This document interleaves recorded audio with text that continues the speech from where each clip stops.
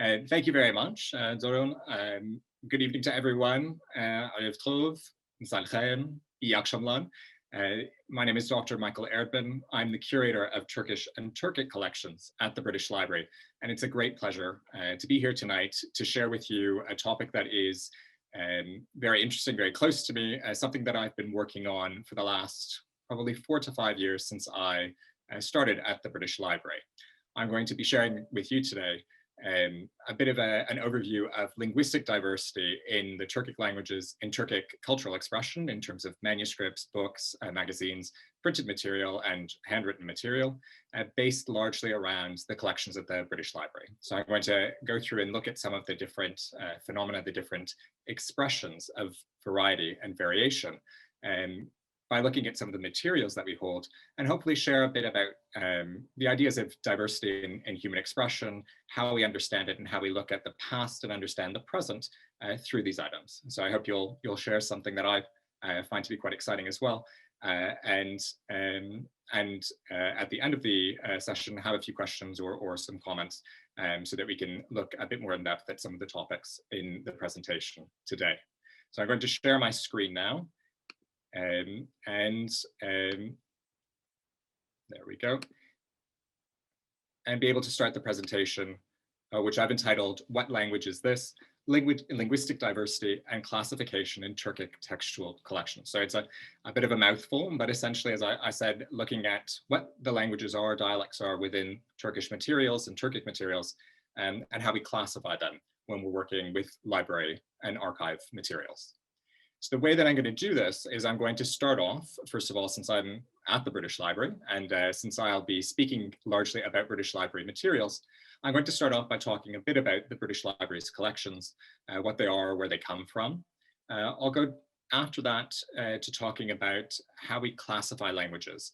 And I'm going to talk here both in terms of the manuscripts and how we kind of attach names to the languages and what sort of information we often put in things like catalogs to describe them, but also some of the heuristics, some of the ways that we then go and look at the languages and decide which language we should call them. From that, I'll be able to go on to the Turkic languages and describe for you a bit about the Turkic languages, what they are, where they're spoken, who speaks them.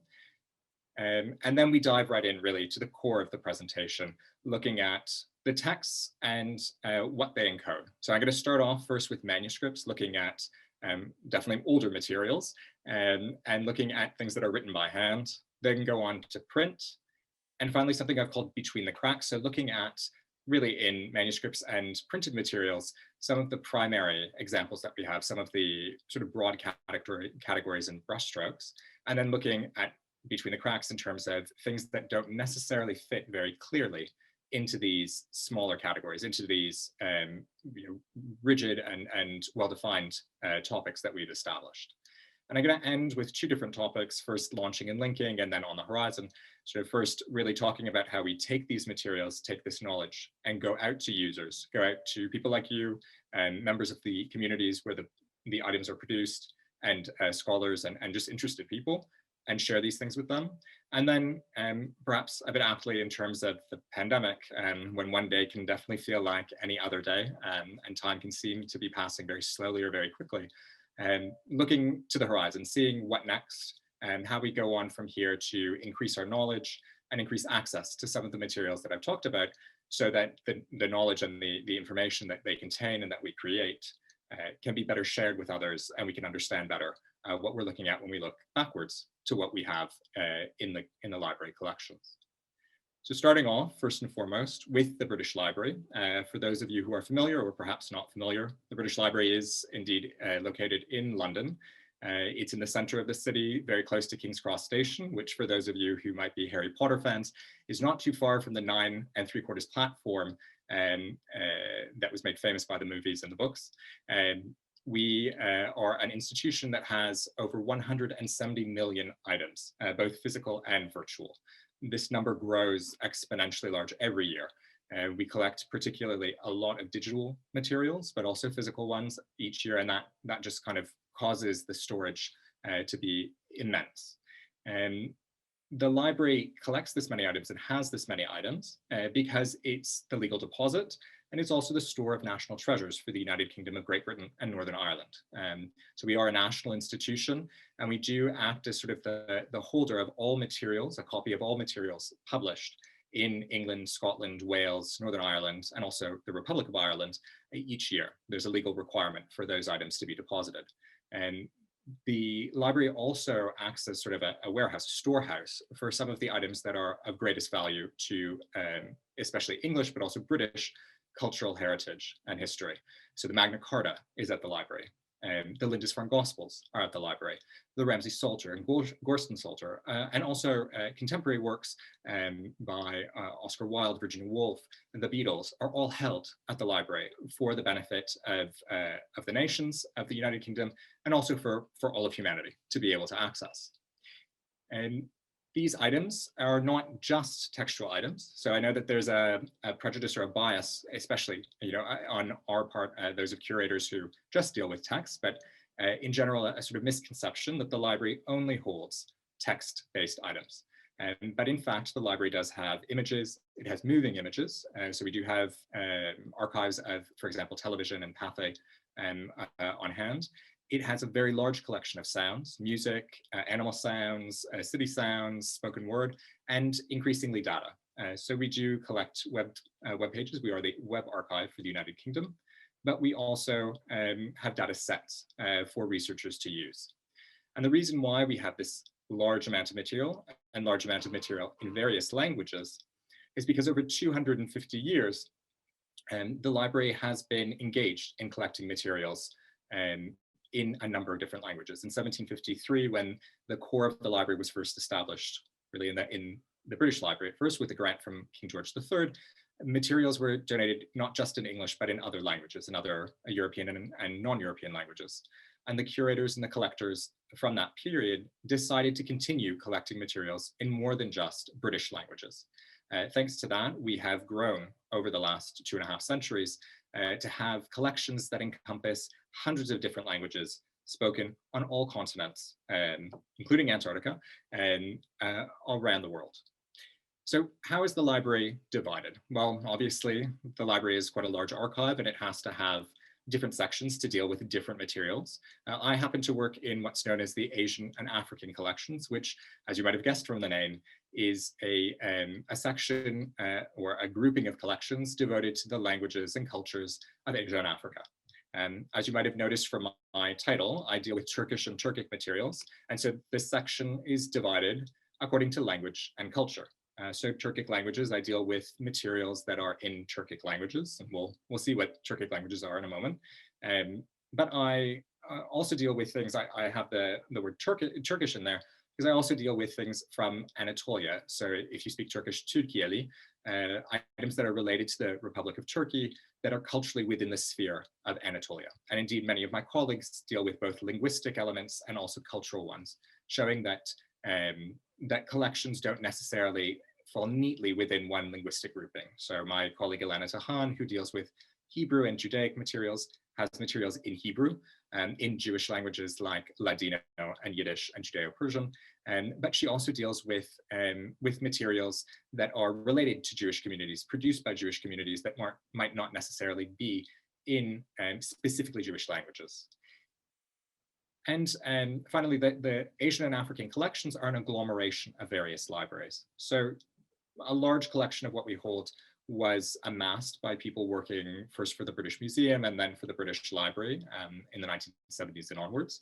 But it's also a reflection of some of the collecting activities throughout the United Kingdom, whether private actors, so we have, for example, the Sloane collection, the Harley collection, the rich collections, manuscripts from those holdings of private individuals that have been amassed and included within the library's holdings. And we also have state actors like the India Office Library, which was attached to the India Office, so part of Great Britain's colonial infrastructure in South Asia. And they have a number of materials that were, again, acquired from private collectors or amassed by their agents.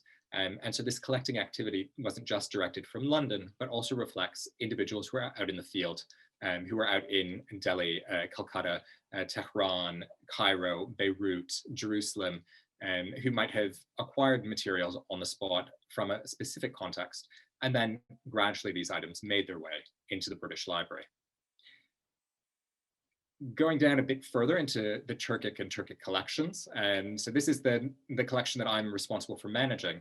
It has 26,000 printed items and about 4,000 manuscript texts. They're divided over about 2,000 items, so one book can have various different texts. It's a small number, so when you consider that there are over 170 million items in the library, this is just a drop in the ocean, or maybe a half a drop in the ocean of knowledge that the library contains. For me, however, it's a wonderful, amazing group of materials, materials that you can really get lost into to really see the whole gamut of Turkic cultural production. And indeed, when I'm there around these things, when others are there around the items that really relate to the subjects that they study, that they are interested in, it's like children in a candy shop, because the collection is one of the best collections in Europe, certainly, and outside of the Turkic countries, that reflects probably about 600 years of Turkic cultural production, whether it's, as we have here on the left, a 19th century divination manual in Ottoman Turkish, or on the right, a Nusratnama, so the history of Chinggis Khan down to Chinggis Khan's descendants, the Shaybanids of Central Asia. As you can see here, many of the items are text, but a number of them also contain imagery, illustration that would be worthy of inclusion in any art gallery in the United Kingdom. And the Nusratnama in particular has some spectacular illustrations that demonstrate the depth and complexity of painting in Central Asia. But many of the other items that I hold also have very beautifully illustrated components complementing the text, and are derived from the Ottoman Empire, from Iran, from Central Asia, from North India. In addition to these, there are also sound and digital items. So there's a nice complement to the textual and visual items that you can find in the library's collections. They're not within my holdings. I don't manage them per se, but they do provide sort of an oral component, an audio-visual component as well, in order to complement this range of cultural production. So when we're going through these items, and any really curator who's responsible for dealing with them, when we're trying to make sure that they can be described in the catalog, we have to use certain systems to do that. At the library, this is done through the use for printed material, so books and magazines that are printed and mass-produced in many ways, using the Library of Congress system for printed items. This is a bit of a dry issue, but it's sort of to the core of what I'm going to be talking about through the rest of the presentation.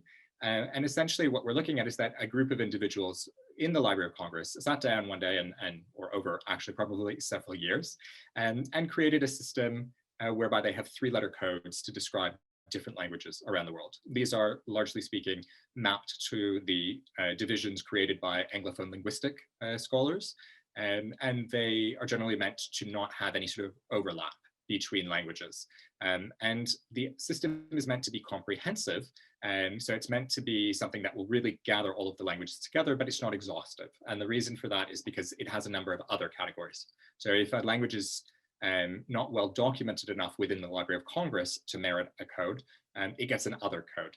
And you can see that on the right-hand side here, where this item, which is in Qashqai, is marked as I'll take other, which means that I basically have to attach that and then also do a textual entry to say that it's in Qashqai, and kind of guess a bit about the transliteration of the item's name and the author's name. Essentially what that does then is it means it adds a bit of randomness into the collections, because I'm making a decision about what to call it, how to spell that name, and how to transliterate. I introduce a certain level of my own personal bias into that, and it means that it can become a bit difficult for people to try to find these items and to really understand when they're looking at the data how many items in Qashqai exist in the library around the world. And the same can in some ways be said about manuscript items, but in a different way. So for manuscript items, anything written by hand, archives, personal notes, we use a bespoke system for classifying these items, largely mapping from the Library of Congress, But for the most part, essentially, there's someone who at the library about 3 floors down who will maintain a list of languages and can add or subtract languages for these items. This creates a level of flexibility because if I have a large amount of material in a specific language, I can go to them and say, "Hey, Nicholas, can you add Chagatai?" Which is what happened about 4 years ago, and he can do that. But because he doesn't want a massive list, it means that Chagatai. So as you can see here on this particular item, it's marked as Chagatai, but it also means that we kind of have to cheat. So this item is not actually in Chagatai, but because it's in a Kashgari Turkic dialect that for library science has often been thrown under the term Chagatai rather, we're having to categorize it a specific way that's not fully faithful. So you can see there that there are problems that can arise, there are miscommunications that can arise, and really there's a sort of difficulty for anyone who's using the catalogs, anyone who's really trying to understand cultural production, to be able to go back and find all of the materials that relate to this one language or culture, because they're not systematically described, perhaps, to the same level of degree as we might like them to be. So we're going to switch tacks a bit now and go away from the more minute look at the catalogs to what are we trying to describe, which is the Turkic languages. This is a group of family of languages, the family of languages that's spoken across Eurasia, so from the Balkans to China and the Russian Far East, and from the Arctic to Iran.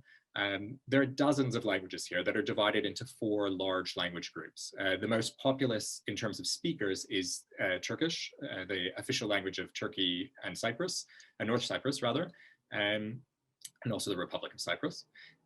But there are dozens of other languages in various sizes spoken across the continent. There are a number of dormant languages, so languages that were spoken in the past, that were recorded, and that are no longer spoken today. And as you can see, there are these large language groups. They span quite broad categories, broad geographic areas. Within the groups, there's a level of mutual intelligibility. So the red group is Oghuz, and includes Turkish and Azerbaijani. And largely speaking, the speakers of the 2 languages can understand each other fairly well. But once you go between the colors, there starts to become a bit of a difficulty in understanding. Grammatical, lexical, morphological, other aspects of the languages begin to change and diverge to the point where someone from the red group to the blue group can't necessarily understand each other. What this means is that when we're categorizing the languages, when we're describing things, we can pretty easily say this belongs in the blue group or in the red group or in the orange, the green one. But then where does it fall within that group can sometimes be quite challenging for someone who's categorizing it. And it can have certain knock-on effects in terms of how we understand the object, how we understand the history of a region or of a people, and how we weave together those narratives of cultural production. The Turkic languages obviously are spoken, but from the 6th, 7th century rather, they were also written. So the dominant scripts that we see today are starting from the far left, what we have Latin, Cyrillic, and Arabic. So if you've seen anything in Turkic written, you've probably seen something in a Latin script.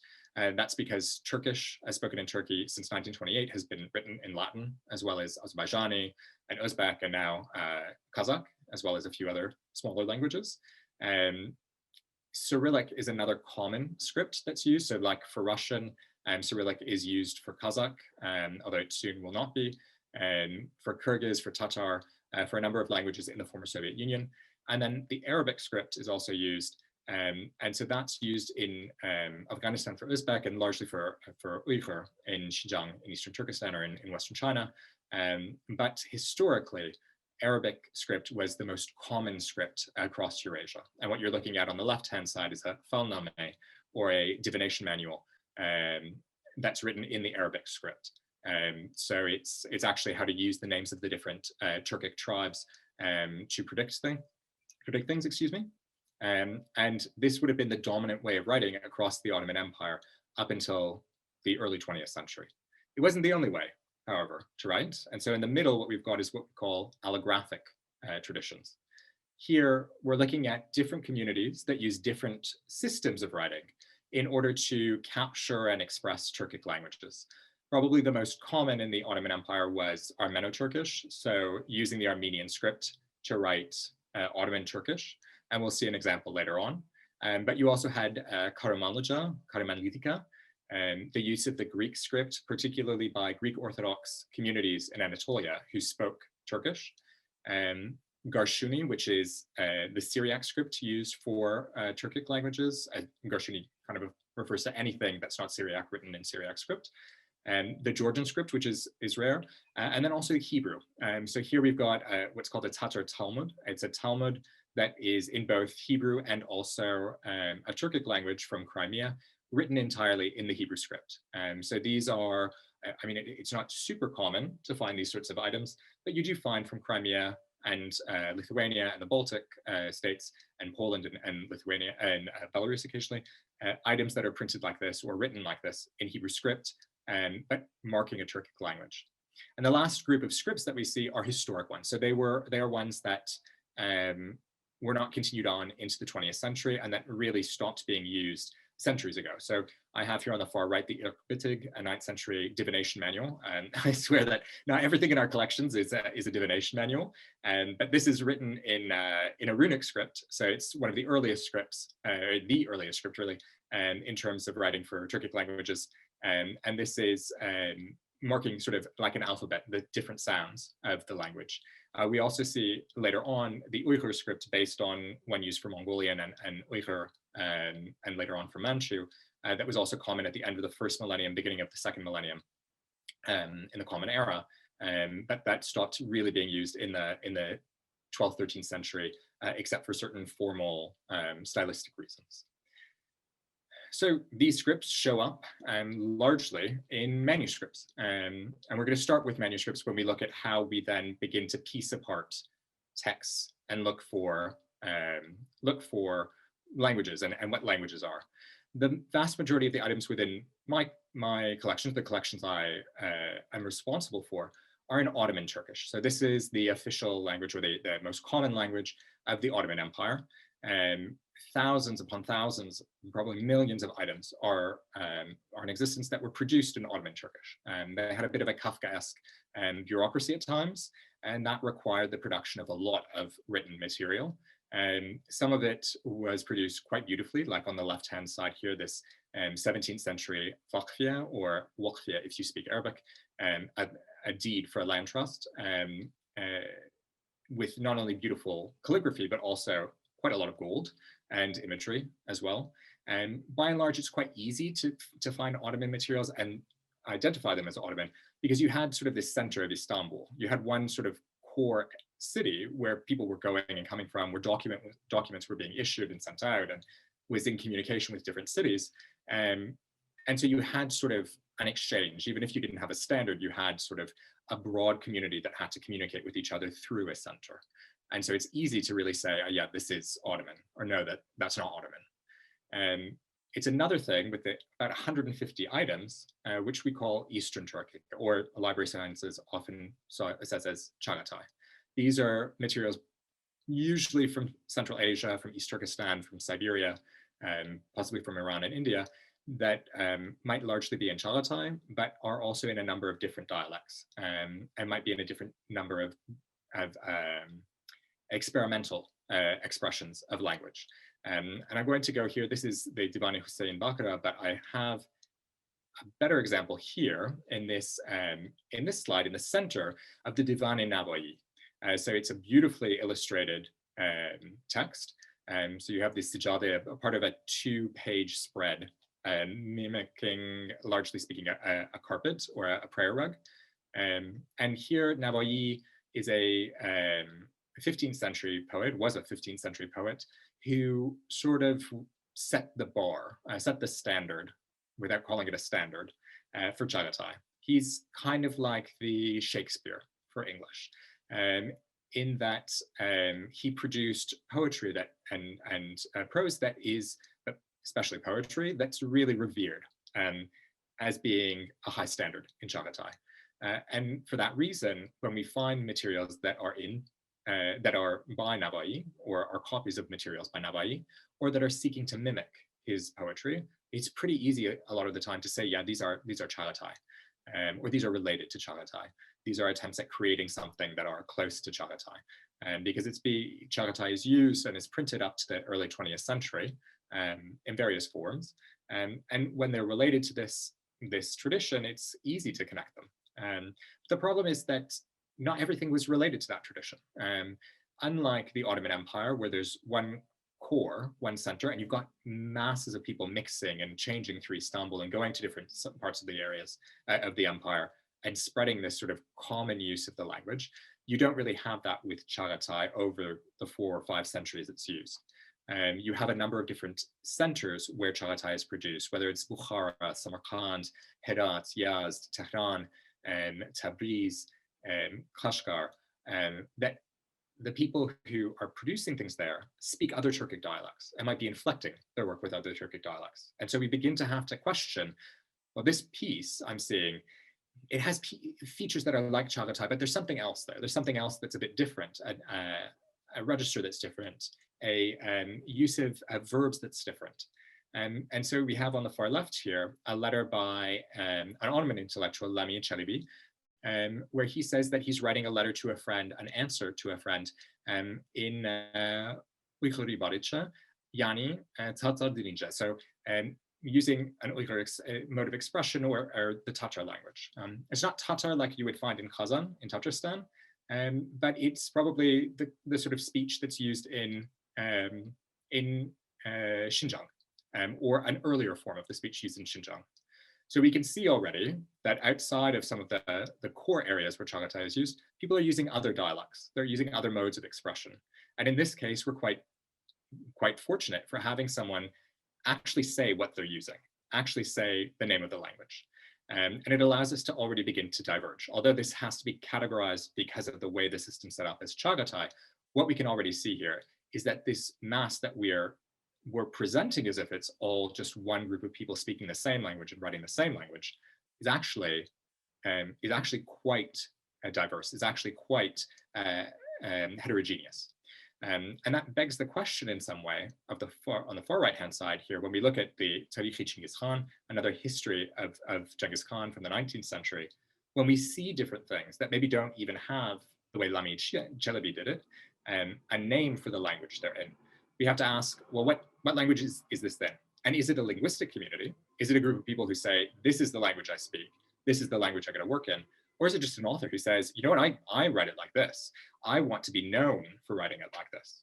So we really have to understand, are we creating things out of nothing? Are we basically taking a person's personal expression and saying this is a language? Or are we trying to reduce a language community? You know, I'm writing like this because my mother sounds like that, my sister writes like that, my cousin writes like that, and we all want to communicate with each other. And are we reducing it to, oh, well, this author made mistakes or wrote this way? They're questions that are hard to answer. But they take a lot of study of looking at these different texts to really understand how do they relate to one another. Sometimes it's made easy by the fact that we've got grammars and vocabularies or linguistic studies. The item on the left, the Sababi Taqviyat, is an item from the 19th century written by a man named Muhammad al-Bulghari from Kazan. He goes to Bukhara, and while in Bukhara, he notices that all of the Turkic speakers are using odd words, things that he doesn't understand, and he creates basically a phrasebook, as you would when you visit somewhere else and you haven't found a phrasebook to use. So he has essentially different words that are of interest, where he has then given the translations into Arabic and Persian.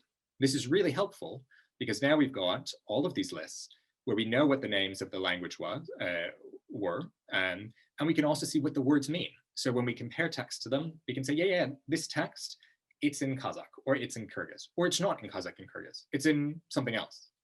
A number of other works are similar in this respect, but sometimes they're a bit tricky to use. So when we look at the next item on the right-hand side, OR 404, which is a Mejmua or a codex, there's one text within it, produced in Peshawar, not in Peshawar, in Sindh, in contemporary Pakistan in 1837. That's a grammar, a comparative grammar of Turkic dialects. And we think, great, oh, we've got all of the names of different dialects. We've got the author saying, yeah, this one conjugates the verb this way, and that one conjugates the verb that way, and this word is used here, and that one is used there. The problem comes when we start to see the names used. So some of them are no problem. We've got Rumi, probably Ottoman. We've got Kashgari, probably that precursor to modern Uyghur. We've got Nogai, which is probably Nogai from the Caucasus. Then we've got Qizilbashi, which, okay, Qizilbash is maybe Azerbaijan, maybe it's Azerbaijani or Turkmen from Iran. And then we've got three others, Irani, Turani, and Uzbeki. And the problem with these is, although Uzbeki, yeah, we have an Uzbek language now, you kind of have to wonder when you're looking at some of the things. Uzbek today is quite heavily managed based on the Soviet interventions in the 30s and 40s. How did these three dialects map onto contemporary languages today, and how are they related to one another? That's not clear from the text. And so there's a bit of detective work that we have to do to understand, what did this person mean when they used Turani, Uzbeki, Irani? Who were they referring to? And how does that relate over time to the different peoples who we know exist today? It's a bit of a tricky one, and it requires quite a lot of work amongst scholars, but also for people who are interested in it, it can be quite fun. It's a bit of a puzzle, a mystery, an Agatha Christie for you to go through and to compare to other works within collections like ours and other collections around the world. When we go a bit further west, this puzzle is a bit less puzzling, if you will. So in the Ottoman Empire, as I mentioned, Istanbul creates this center. People are moving in and out, and we've got people from all over who are coming into Istanbul, learning Turkish, maybe learning Ottoman Turkish in their home province, going to the center, going out to somewhere else. And what we notice, and scholars such as Gibb, sort of the grandfather of Ottoman studies, Ottoman literary studies in the early 20th century, is that some people carry with them markers of their original language. So speakers of Albanian or Greek or Arabic, Assyrian, Kurdish, they all have to learn Ottoman to participate in the courtly culture. But sometimes they inflect their Ottoman Turkish with markers of their original speech or their original province. And despite this, we don't necessarily call those different languages or different dialects. As a Canadian, I'll say a boot. I don't think I say a boot, but I might be perceived as saying a boot. And that doesn't mean that I sound different, that I rather speak a different language to someone who says about from the United Kingdom or from the US or from Australia. Nor my father, who might say something with a slight Russian accent. He's not trying to speak a different language to someone who doesn't have a Russian accent. So we know that we're not looking at different dialects. But when we have things like on the left-hand side, an Alevi work from Eastern Turkey from the 19th century, from Eastern Anatolia, which is catalogued as having probably mistakes, where we know that there are dialectal differences. But we have to start to question, well, are these really mistakes? Or is someone actually marking the way that they speak every day with their family? Are they really trying to show, I'm not writing like Istanbul, I'm writing like Erzurum.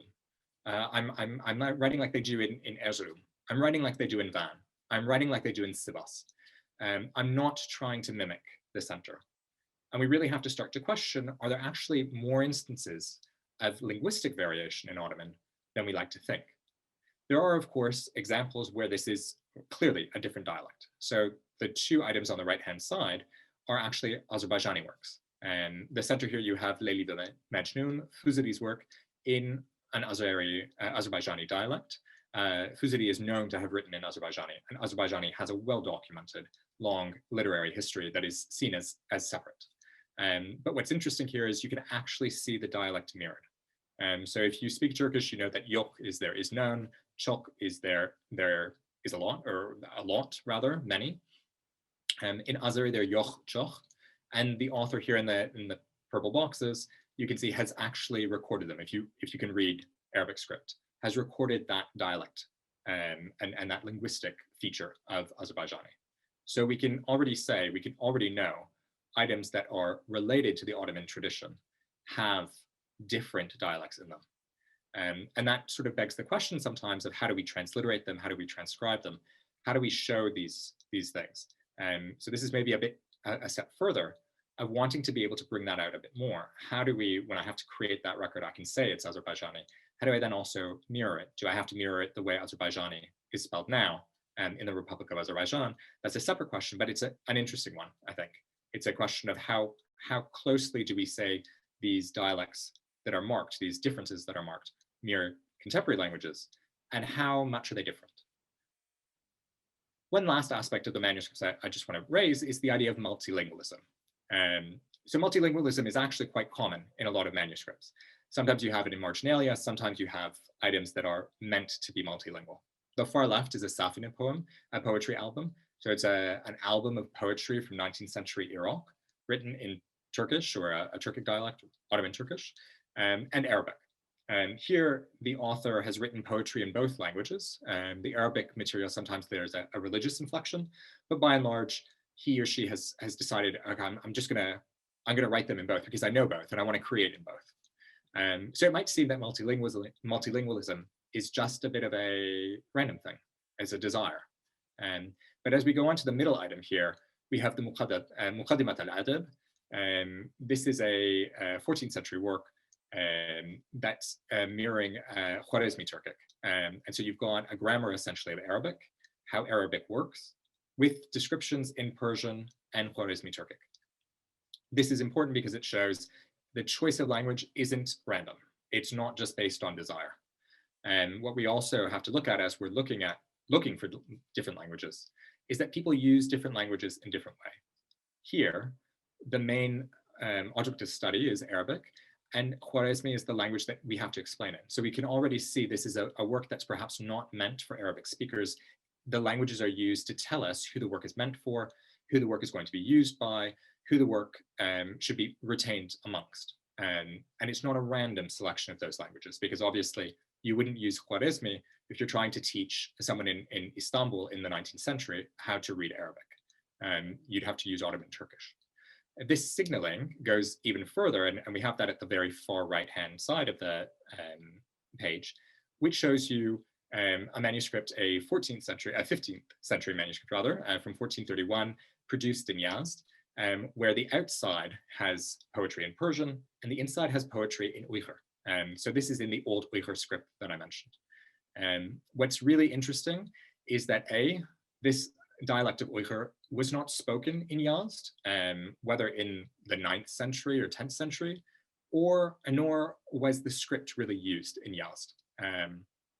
It wasn't spoken in the 9th or 10th century, and it certainly wasn't spoken in the 15th, but the script also wasn't used there on a routine daily basis. Rather, what we're seeing here is that people use languages to signal something.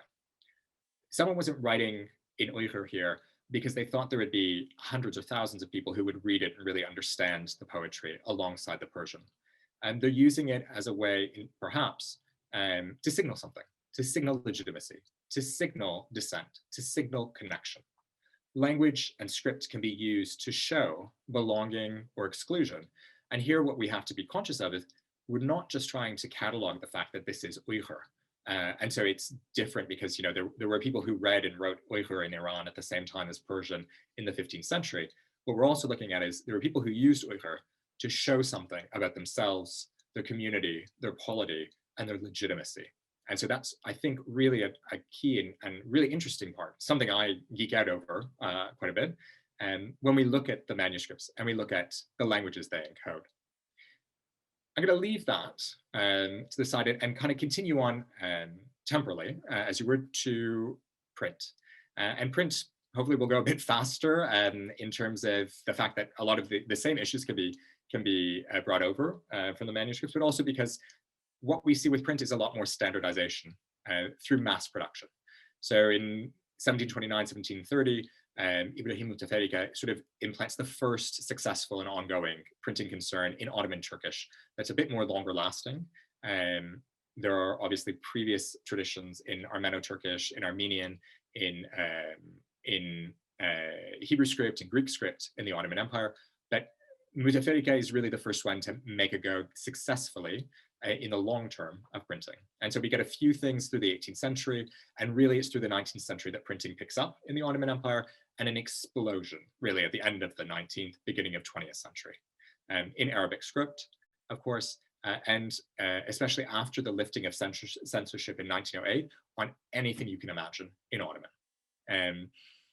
In the Russian Empire and in Central Asia, things are a bit later, but you've got an uptake through the 19th century, and then again, a real boom in printing in the early 20th century, and especially after the Soviet state power, where we see the use of printing for propaganda and political purposes as well.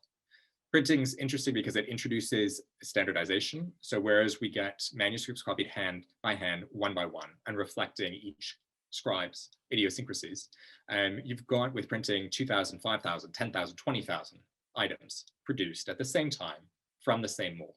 So you're not going to see item by item distinct characteristics. What we do see, though, is that the producers of these mass-produced items do leave their stamp in some way. And so there's a bit of experimentation or adaptation in the way that the printing is used. On the far left-hand side, you've got a newspaper from 1930 from Beyoğlu, from the most sort of cosmopolitan area in Istanbul at the time, where there's an adoption rather, of the Latin script, which was imposed by law a year earlier. But as you go through the text, I realize it's not very easy to see. You notice quite a few different mistakes, as it were, an experimentation with the alphabet as people start to become used to it, people who were literate in Arabic script before. And what you really get to see is, yeah, this is in Turkish, but it's in a weird sort of use of the alphabet. Similarly, on the right-hand side, you've got the Yungalith, the sort of decade-long experiment, as you were in the Soviet Union, of imposing a uniform Latin script on the Turkic languages and other minority languages. This is a Turkmen item from 1934. And so you can see that the printing press really captures in some way some of these experiments and provides us with at least a record of the ways in which language and writing have changed over time. I'm going to come back to the middle section now here, this item in Cyrillic script, because what printing and what the printing objects really show as well is certain narratives or stories that sometimes get left out. So one of the things, if you study Turkic languages, that you kind of hear is how in the 1930s, with Stalinism and particularly after the Great Purge, after the Great Terror, Stalin imposes, or his regime imposes, Cyrillic alphabets on the Turkic people. This isn't the only time, however, Cyrillic is used. And this is a gospel from the 1890s for the Kyakshan Tatars in a Cyrillic alphabet produced by Ilminsky, who was a missionary and who sought to consolidate and also expand proselytization for the Orthodox Church amongst the Muslim Tatars. So what you're seeing here is that the printed materials, while they do have quite a lot more standardization and deprive us of some of that variation that we saw in manuscripts, the printed materials still tell us stories that depart from some of the convenient narratives that we've heard about things like imposition of scripts, a standardization of scripts, and the coalescence of communities around particular languages. The problem when we start to catalog these is because we've got these set categories by the Library of Congress, sometimes what we end up doing is we're mirroring that search for standardization and for uniformity. And what I mean here is that sometimes the languages that are marked within the works that we have, they're not the standard as created by a particular governmental unit or statal unit.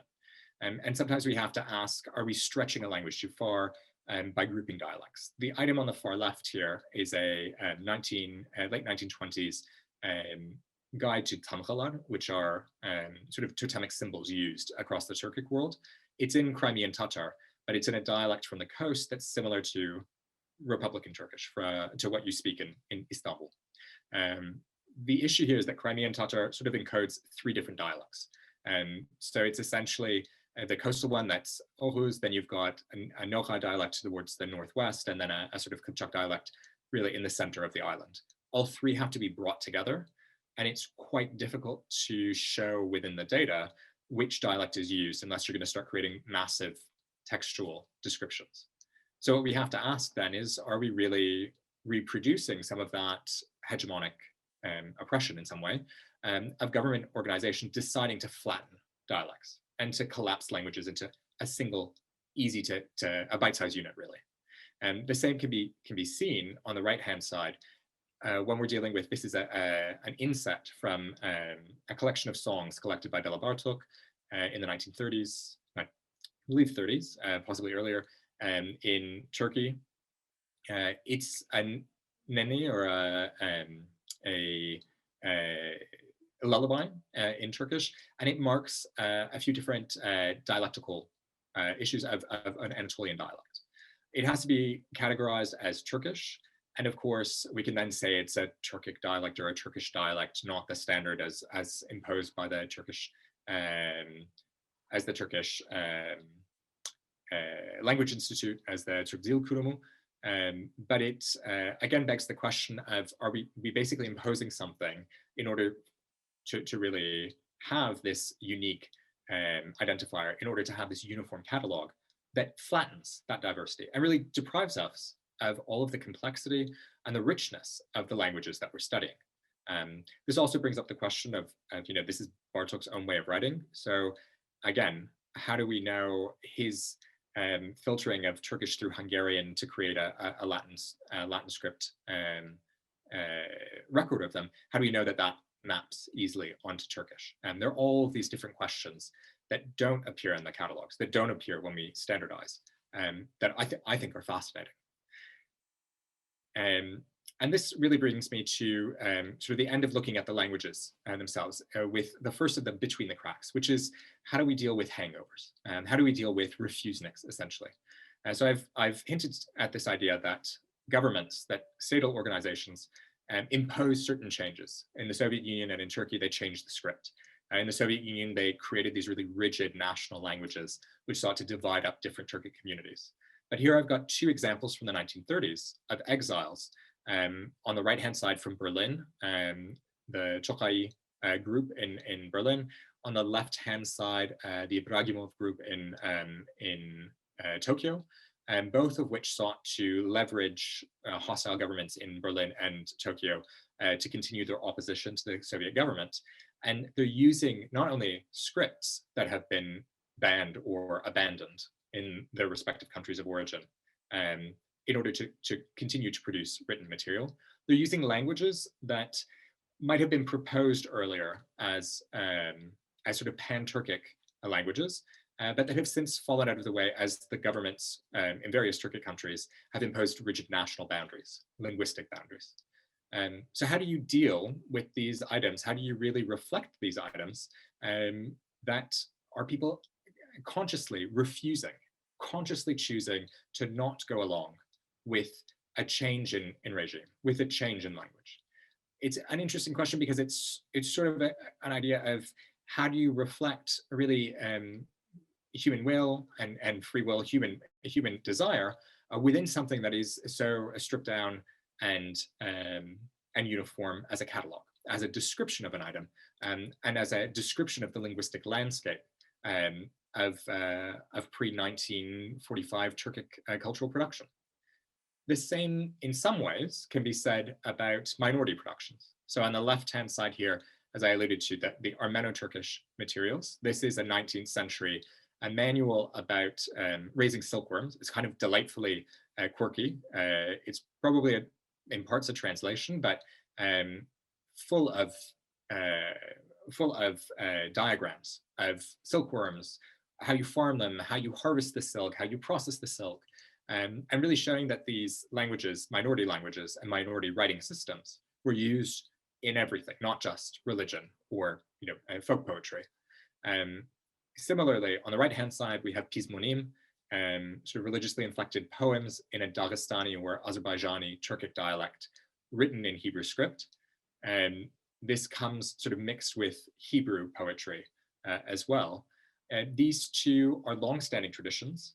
The authors obviously made a decision to write in these languages, but they're not writing in the writing systems to sort of defy anyone. They're not trying to say, I'm refusing to write in Ottoman Turkish because I don't want Ottoman Turkish. They're long-standing traditions that are used by communities. Maybe they were opposing the Arabic script, but the fact is that they fit nicely with the idea of just broad cultural production. And we have to ask ourselves whether there's a way that we can really account for these sorts of materials these sorts of really diverse items that respects the fact that they're part of a distinct tradition, that they're part of a distinct practice. But linguistically, they're very closely related to other groups of materials. That if you read them out, people who could read Azerbaijani or understand Azerbaijani or Dagestani Turkic dialects, who could understand Turkish or Ottoman Turkish, would understand them no problem. So it's one of those things that as we begin to look through these materials, we really start to see how the desire to really break them down and to break us down as sort of siloed scholars and siloed users of materials can really mask the messiness of language and mask the messiness of some of the linguistic varieties and linguistic practices that we see throughout the Turkic world. And you can apply this to throughout any linguistic community around the world, really. So one of the ways that we're trying to do this, and when we move on and kind of look at what I and my colleagues have been trying to do in order to understand better the materials we have and really share with the world a bit more about what they tell us, is first by sort of enhancing the cataloging and description of the materials. So this here is a laissez-passer from Eastern Turkestan, so it's from within the Chinese state from the early 20th century. Rather, it's a beautiful stamp with clear calligraphy and sort of the standard means of a Chinese civil servant perhaps issuing a diplomatic issue or a consular document. But then you've got on the left-hand side a Turkic translation. And so how do we then go? And as you can see in the item here, it's described as Curator, but then trying to beef up the catalog record, trying to have things like Turkey in there, have descriptions, words from the actual translation, descriptions of the place and the time that it was made, so that this can really be contextualized. So if someone's coming through blind and looking for anything related to Turkic materials in China, looking for documentation that's sort of more of a diplomatic item or an official document, they can really go through and find these things quite easily within the collections. The other thing that we're doing is we're recognizing more and more that the catalogs themselves are not the only way to describe items. And so my colleagues, many of my colleagues and myself, we have been engaging in a number of different means to really describe the items outside of these sort of text-based tools. We're using things like videos and video technology to talk about the items, to handle them, to show people what they look like, how we read them, how we handle them, how we relate them to other items and relate them to our own research, to our own interests. This is a video. I'm unfortunately not going to share the video with you because you're already seeing me talk about items and about textual items. But you can find it on the British Library Facebook account.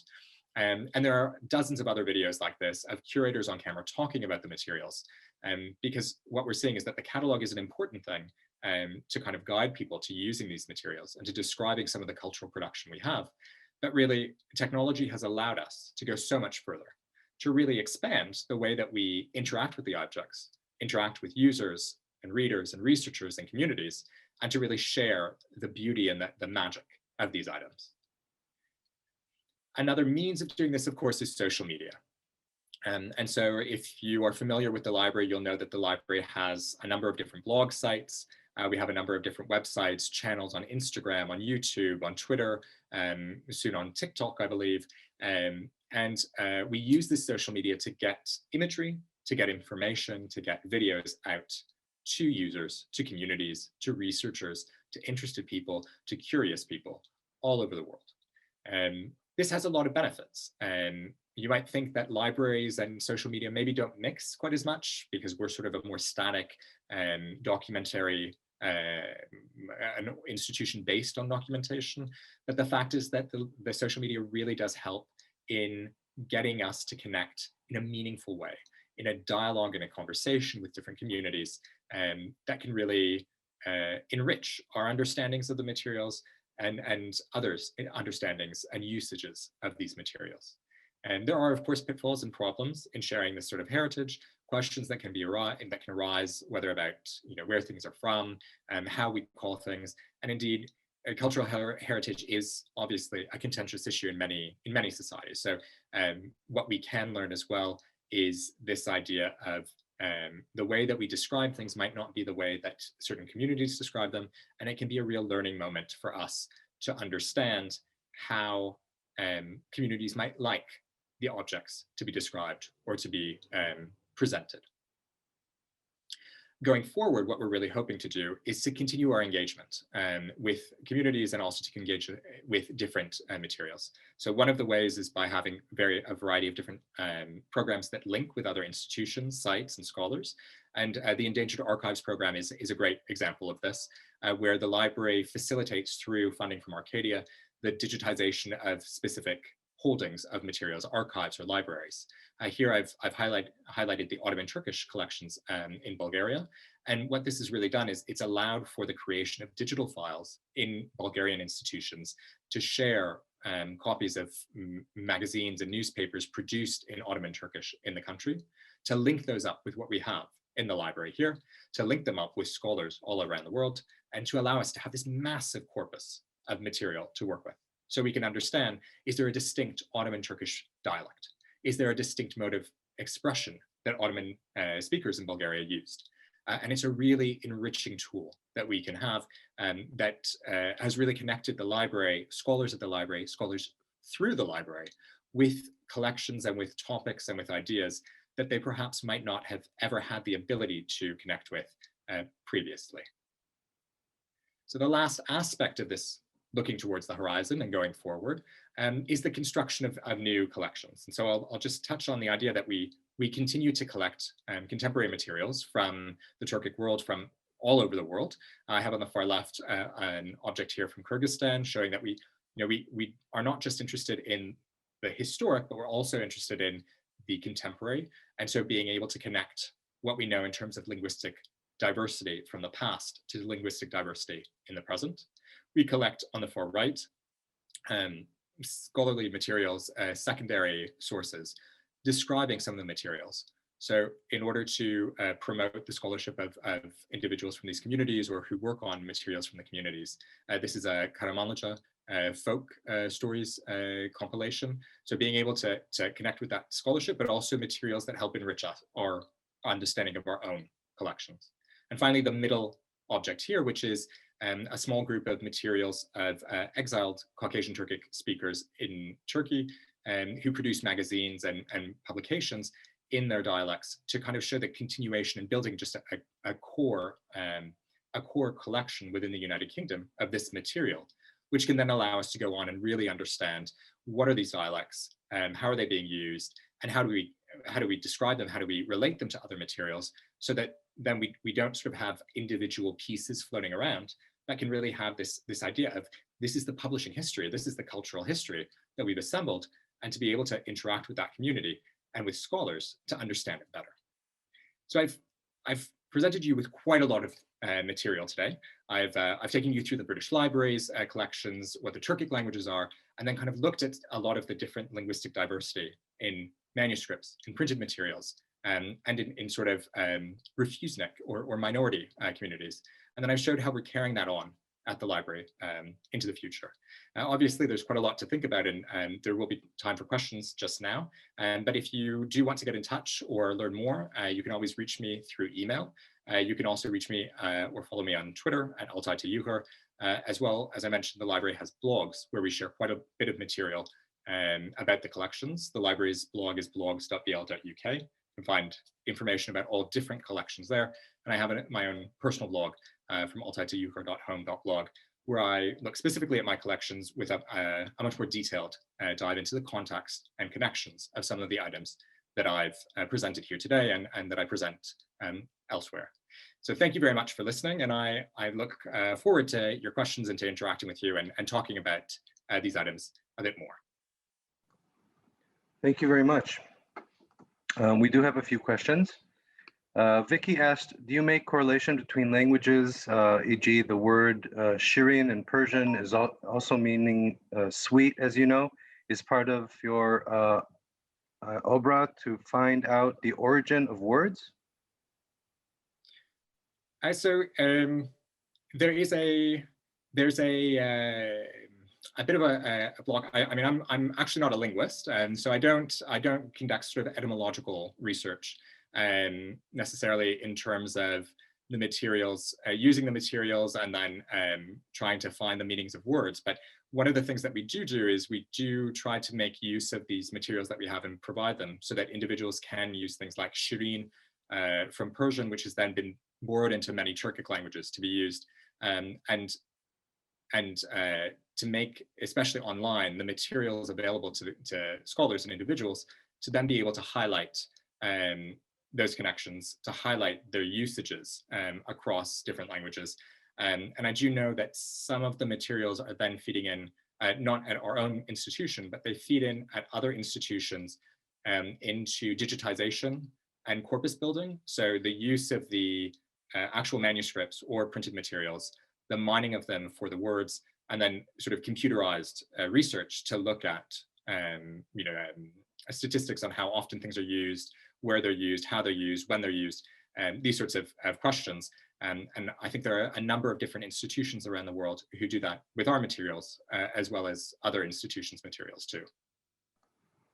Thank you very much. There's a question, what happened with the old Turkic alphabet and writing such as Orkhon, Gulturk, and Uyghur? I'm sorry if I mispronounced any of those. So we, as you've seen with the runic alphabets, the Orkhon alphabet, the Gunturk, and many of the early alphabets, and then also the Uyghur ones, and they were used by specific societies that then, for a variety of reasons, decided to stop using them. Some societies switched to other writing systems.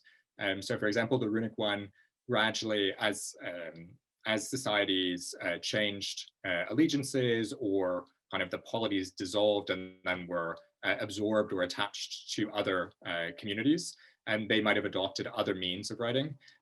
With the Uyghur script, it gradually kind of receded.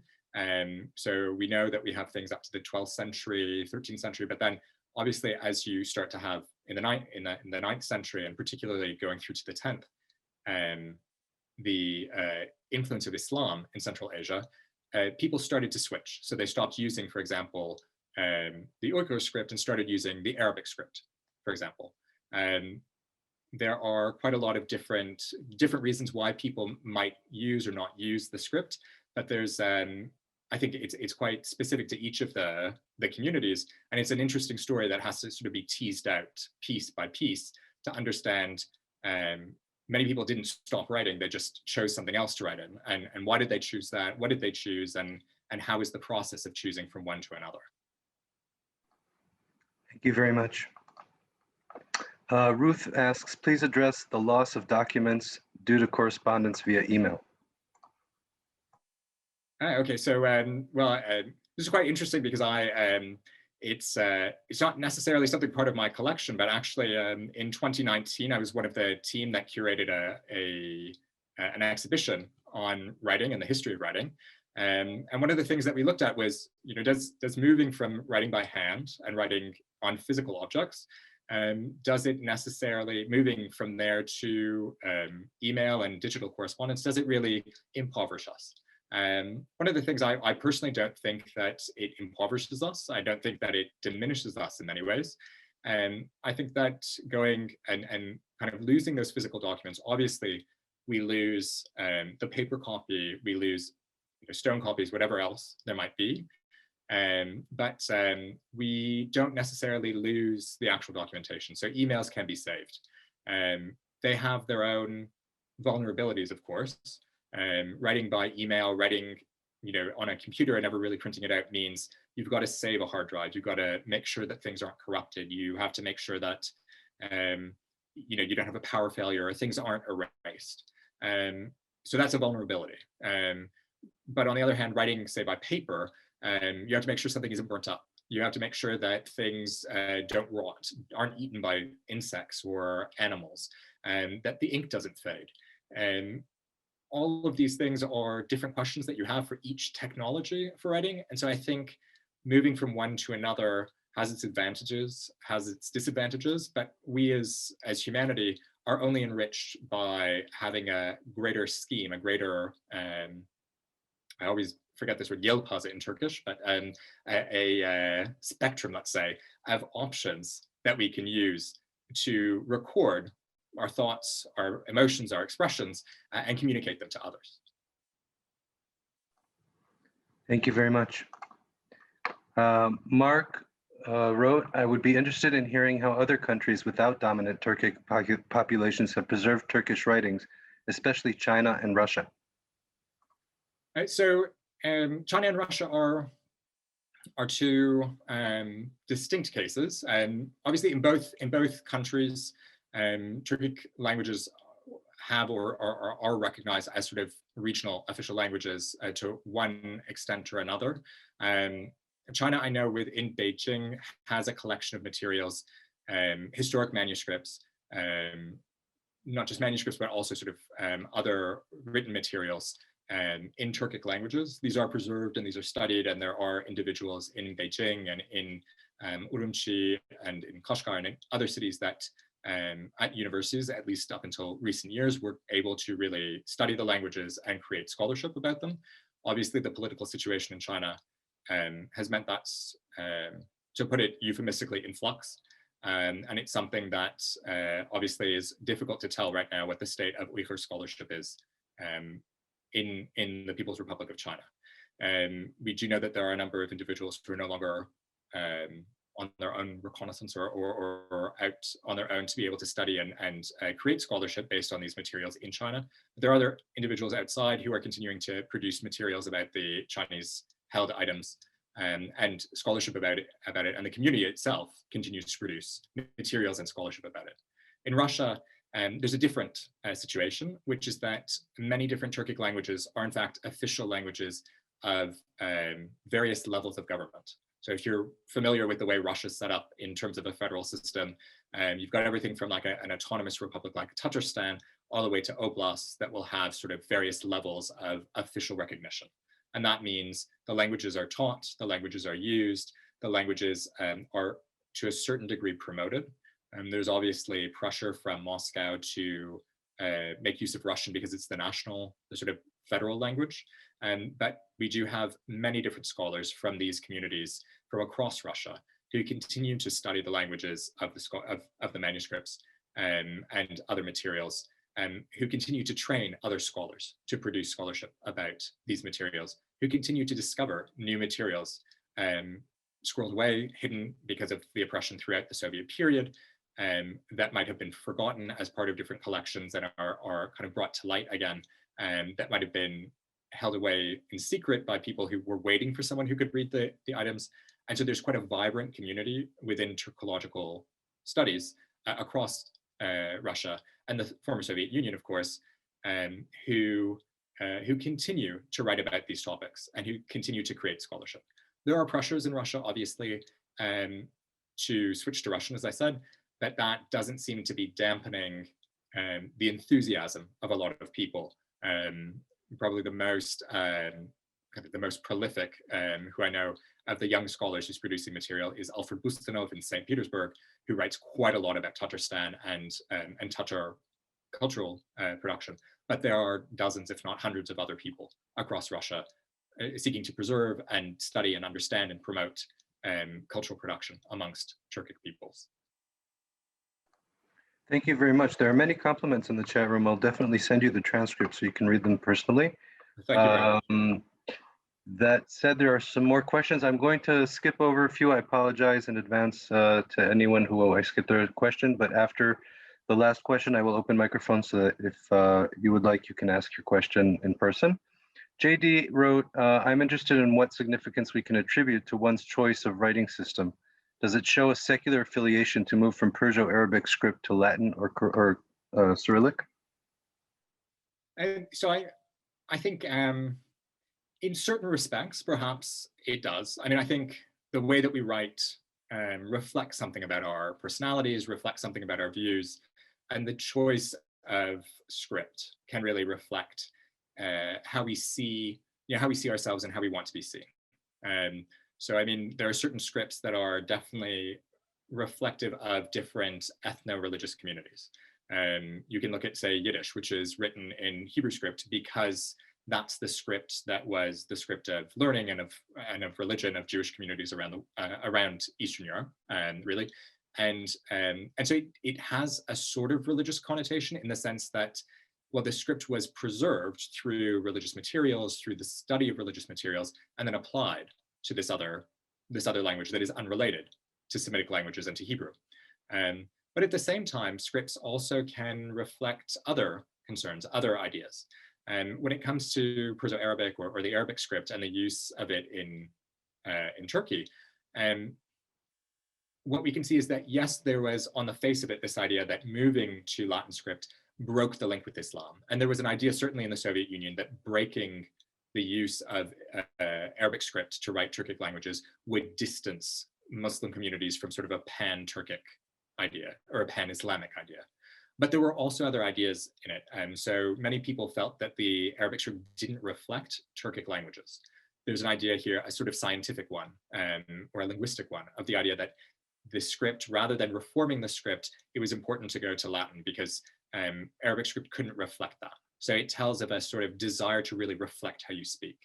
There are others who thought maybe, it's easier to print. It's sort of the use in technology is a lot easier when you have Latin script. So that reflects sort of a forward technologist type approach to it, an idea of innovating because I want to be able to use printing technology. It's easier in Latin script, so I'm going to do that. So there are a bunch of different reasons why you might do it. One of them might be religion, or an idea of distancing from religion, but it's not the only one. And it's certainly, when we go the other way, the idea of retaining the Arabic script is by no means an indicator of an attachment to a religious identity. So we've seen in quite secular communities, the Arabic script is promoted for the use of for use with Uyghur in Western China by a nominally atheist government. So it's not the idea that they haven't suddenly switched to Latin script to break the idea of Islam in Western China. Rather, they tried Latin and then went back to Arabic script, modified it, and continued to use that for Uyghur, or at least did up to the last few years, despite having this idea of removing religion from public life. Thank you very much. Again, I will open microphones just as soon as we're done. Especially Nicholas, I would love you to ask your question instead of me breaking my teeth trying to pronounce the words you wrote. Thank you all very, very much. Thank you, Dr. Erdman. We will see you all in our next events. Thank you very much, and Laila Tov from Jerusalem. The microphones are released, Nicholas. Sorry, I looked at my question after I wrote it, and I'm like, oh, that's pretty long, isn't it? Yeah, but thank you. It was a great talk, and I'm finally glad that I got to. I'm a big fan of yours on Twitter, as you might know, so I'm really glad I got to hear you speak, Michael. My question is actually about periodization, because in addition to the sort of geographical and ethnic and national divisions you talked about, which are really hairy and difficult to navigate, there's also in a lot of instances a question of, well, where do you break the line between like old Anatolian Turkish and Ottoman, or where do you break between, Khwarezmian Turkish and Çağatay or things like that? So I'm wondering what approach you take to that in the library, and if you follow a particular person's classification, or if you sort of try and put all the labels possible, or what. So it's a pleasure to finally meet you, Nicholas, at least virtually, and it's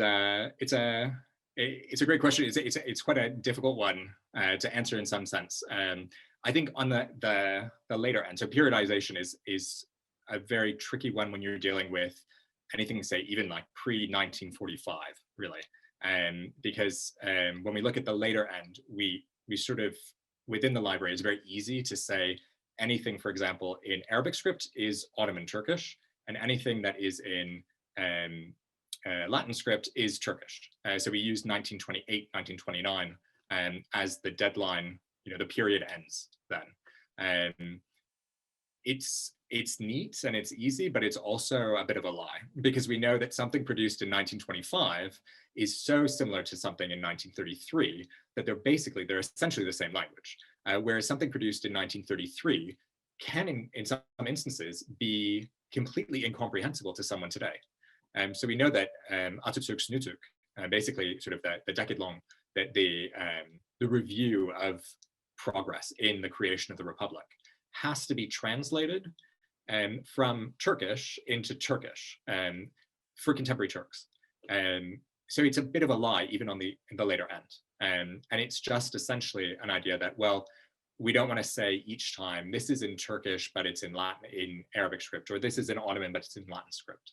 And it's kind of just an easy way for us to do it. When you go to the other end, what I like to be thankful for is that we have so few objects that are from the earlier end of the spectrum that it's a bit easier. And yes, especially when we look at Ottoman materials, there's actually quite a lot more from, say, the 13th, 14th century than exists in the library's collections or exists in a lot of Western European collections from Central Asia from the same period. And it becomes quite tricky when you want to say, oh, this is Anatolian Turkish versus this is Ottoman Turkish. A lot of times what we're thankful for, what I'm thankful for, is that many of the more well-known manuscripts have been studied by scholars, have been edited, and in some ways I don't necessarily have to do the work. I can't say, unfortunately, that I have one particular person who I follow, but you know, there'll be, say, an edited volume, and I unfortunately, there's a Dutch scholar whose name has escaped me, who, for example, has studied the Rabhusi manuscript. Yes. Yeah. Yes. So I use his particular study and critical edition of the manuscript in order to at least look at it that way and categorize it in that way. It is again, it's a bit of a fudge, but it's something that really, you know, that's the beauty of digitization and of trying to share, so that people like you and other scholars can really help us, because I'm a bit lost.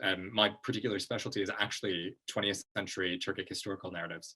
And so I'm a bit lost when it comes to understanding, you know, early on, is this Anatolian, is it Ottoman? And it's really up to collaborative study. We're lost too, but Yeah. thank you. But thank you for trusting us, and thank you for that and for what you do. It's really great. So. Well, thanks for coming along, and I hope to see you soon. Everyone's microphone is open. If anyone would like to say, have any more questions or say thank you. Again, I will send you the transcript. Thank you all, and have a Laila Tov from Jerusalem. I have a question. And I'm interested in this concept of the managed languages in the Soviet Union. And particularly in the case of Kazakh, in that I have a suspicion that Kazakh and Kyrgyz were much more alike, say, in 1920 than they were in 1940, and that the Kazakh one was the one that was managed much more. The Kyrgyz was left more in its original form. And I think the vehicle to trace this, if anyone's interested in doing it, would be the period when they were using Latin script in both languages. Do you have materials from the 20s and 30s that maybe one could use to tease this out? Yes, it is. I think it's a fascinating topic, because a lot of times Kazakh and Kyrgyz is one example, but you've got a lot of different languages where there's this concept that there's always been an Uzbek language that was like this, and you trace it back to this language and this root, versus the idea that through the 20s and 30s, as you mentioned, there was probably a lot more similarities between different languages or dialects. And particularly, you know, the idea that people who might have identified as Kazakh or Kyrgyz lived quite closely together in what is Central Asia, and then there might have been a managing of the massaging of the languages, bringing in a lot more dialects that were from the north to establish a more distinct Kazakh variety. And unfortunately for us, Kyrgyz materials are exceptionally rare from this period. So I don't actually think that we have anything from Kyrgyzstan prior to 1945. I know that I've been to Bishkek, and I've met with the individuals from the National Library, and I think that they do have a number of materials held there, and that would be in Latin script. and that would sort of mark the language before it was really heavily managed by Soviet authorities. But they don't have the funding to digitize. There isn't material that could be acquired and probably wouldn't be eligible for acquiring because of its rare nature. It wouldn't be allowed to be removed from the country. But that sort of material awaits someone to go to Kyrgyzstan and to really study it and to produce facsimiles or to produce edited critical editions. When it comes to Kazakhstan, we have material definitely that is produced by Kazakh identifying authors in the 1910s and the 1920s. And unfortunately, we don't have anything in Latin script. So we have things in Arabic script, but I do think that there might be a chance to check sort of the distinction.